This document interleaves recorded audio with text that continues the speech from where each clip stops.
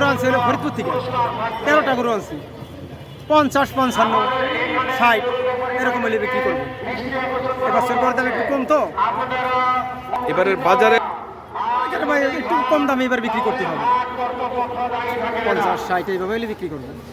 এবার দাম একটু কম কারণ কি এবার দামের কম কারণ মনে করেন এবার আমি ক্ষমতা নাই টাকা পয়সা মানুষের এদিক সেদিক একটা যাই ঝামেলা দেশে